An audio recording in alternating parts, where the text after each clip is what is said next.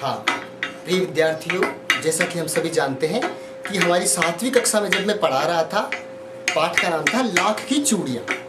उस समय सभी विद्यार्थियों ने मुझसे प्रश्न किया था कि सर लाख क्या होती है, इसकी चूड़ियाँ कैसे बनती है, उसके ऊपर क्या क्या किया जाता है और वो कहाँ बनती है।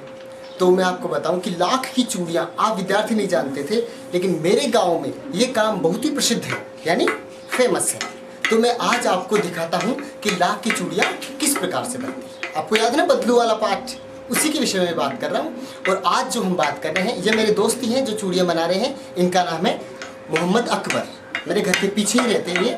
इनसे हम बात करेंगे। पहले मैं आपको बताना चाहता हूँ कि चूड़ियाँ कैसे बनती है। सबसे पहले देखिए, ये जो इनके लेफ्ट हैंड में उधर वाले हाथ में जो है वो लाख की जो वस्तु है वो है।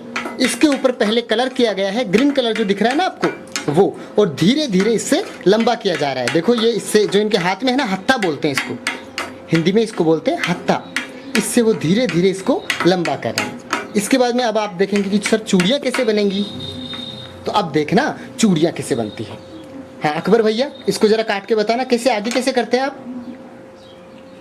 देखो ये काट दिया है इन्होंने, ये देखिए वो काट रहे हैं ये। अब देखो वो गोल कैसे करेंगे इसको, ये मैं आपको दिखाना चाहता हूँ। ये देखो ये ऐसा करके उसको घुमा दिया और दोनों को जोड़ दिया।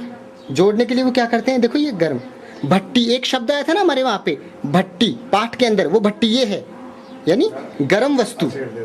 उसके ऊपर हम उसको गर्म करते हैं और फिर चिपकाते हैं। ये देखो वो चिपक गई है, देख रहे हैं आप। अकबर ने उसको चिपका दिया है और अब वो गोल कर रहे हैं। अकबर, जो आप गोल करने के लिए इस पर चढ़ाए ना लकड़ी की जो वस्तु आपके हाथ में है, ये वाली, इसका नाम क्या है, इसका नाम क्या है, सेल बोलते हैं क्या इसको। अच्छा, इसके ऊपर आप ऐसे चढ़ा देते हैं। इसके बाद में ये इससे क्या करते हैं आप, गोल करते हैं इससे एकदम गोल कर देते हैं उसको, है ना। और उसके बाद में उसको धीरे से ये बाहर निकालते हैं। ठंडा होने के बाद में इसको बाहर निकालते हैं। हाँ, ठंडा होने के बाद में बाहर निकालते हैं। उसके बाद क्या करते हैं, उसके बाद में नगीना लगाते हैं। देखो इस प्रकार डायमंड्स, नगीना मीन्स डायमंड्स। देखो ये कैसे लगाएंगे, फिर डायमंड्स लगाते हैं ऐसे इस पतरे पे रख के। और ये जो है ना इस तरीके से एक बार आप लगा के दिखा दीजिए। ये गर्म है, सपोज करो इस तरीके से, मतलब ये खाली चूड़ी है। विद्यार्थियों आप ऐसे समझिए, ये गर्म है और ये इस तरीके से उठाते हैं और इस तरीके से लगा के इस तरीके से इसको दबा देते हैं। फिर ये नगीना जो डायमंड्स है इस तरीके से लग जाते हैं, इस तरह से लग जाते हैं। और देखो कितने सुंदर बन जाते हैं ना। ये देखो ये बगैर नगीने का सेट है, इसको डायमंड्स नहीं है। हाँ, इसको डायमंड्स है बिल्कुल। ये देखो, ये देखिए। और भी दिखाइए इनको, जो जोड़ा वाला है वो दिखाइए। और ये देखो, ये भी हमने तैयार किया है बिल्कुल। और दिखाइए। और ये कड़े हैं, ये कड़े मतलब ये सिंगल पहने जाते हैं। एक हाथ में एक कड़ा पहना जाता है, दूसरे हाथ में दूसरा। इस तरीके से तैयार होता है। बहुत अच्छी है जी, बहुत सुंदर कलाकारी है।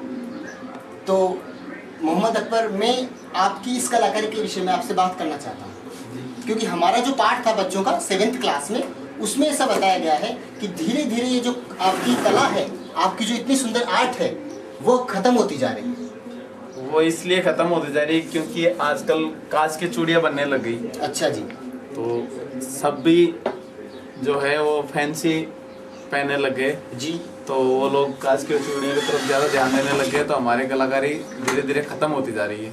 ओहो, ये तो बहुत चिंता की बात है जी। इसलिए और दूसरी बात मैं आपसे पूछना चाहूँगा जी सर, कि पहले कैसा चलता था, आज के 20, 25, 30 साल पहले आपका काम कैसा चलता था। पहले अच्छा चलता था। किसी के घर में शादी होती तो अगर एक ये चूड़ियाँ एक सेट दे के आते ना, तो हमारा 1 महीने का राशन मिलता था।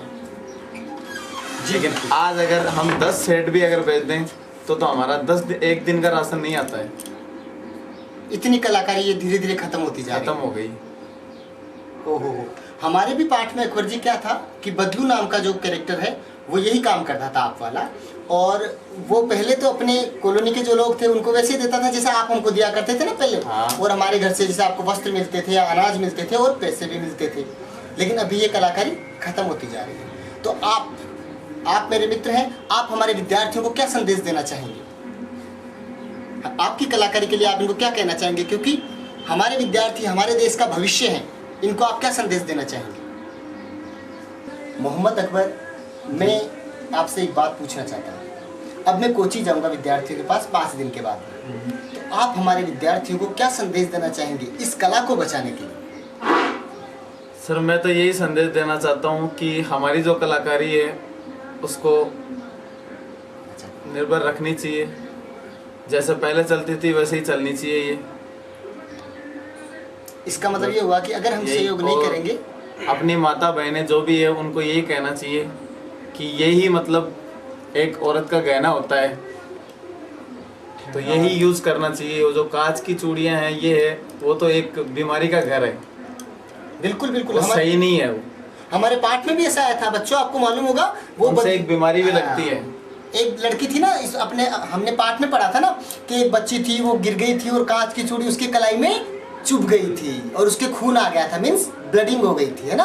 तो ये भैया यही बता रहे हैं कि ये हानिकारक भी नहीं होती है, यानी इनसे हमें कोई लॉस नहीं होता है। मोहम्मद अकबर, अगला प्रश्न मेरा आपसे ये है कि ये जो चूड़ियाँ हैं, चूड़ियाँ जो है इनको आप देते हैं महिलाओं को पहनने के लिए, तो विशेष रूप से इनको कब कब पहना जाता है? जी सर, इनको जैसे घर में बच्चा होता है तो उस टाइम पहनना चाहिए। मतलब पहनने के लिए तो हमेशा ही पहनना चाहिए, लेकिन उस टाइम नया पहनना चाहिए। जैसे शादी होती है तो शादी में भी नई चूड़ियाँ पहननी चाहिए, और दुल्हन के लिए बहुत अच्छी सुंदरता भी होती है उसके अंदर। और त्योहारों पे भी पहनना चाहिए, जो भी ईद है, दिवाली है, होली है, उन पे रंग बिरंगी चूड़ियाँ बहुत अच्छी लगती है। जैसे नए कपड़े पहनते हैं तो नई चूड़ियाँ भी पहननी चाहिए। तो अकबर एक बात बताइए आप। जी सर। ये आपके लिए लास्ट प्रश्न है, और आप ये बताइए मुझे कि हमारी सरकार ने आपके लिए क्या किया? मतलब आपकी जो इतनी सुंदर कला है ये धीरे धीरे कम होती जा रही है, तो गवर्नमेंट ने आपके लिए अब तक कुछ किया? नहीं सर, कुछ नहीं किया। कोई सहयोग नहीं है सरकार का अभी तक। तो आप सरकार से क्या उम्मीद करते हैं?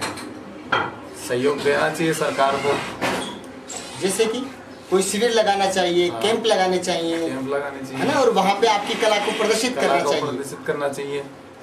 बिल्कुल, और उनको प्रोत्साहित करना चाहिए ताकि इस कला को हम बचा के रख सकें। सही जी सर, बिल्कुल। हाँ, तो देखिए अकबर, हम अपने विद्यार्थियों के पास आपकी जो चूड़ियाँ हैं इनके विषय में बताएंगे, उनको हम दिखाएंगे भी आप किस प्रकार से बनाते हैं, और आपकी जो समस्या थी यही हमारे पाठ में थी, उसके विषय में भी हम आपको ज़रूर बताएंगे।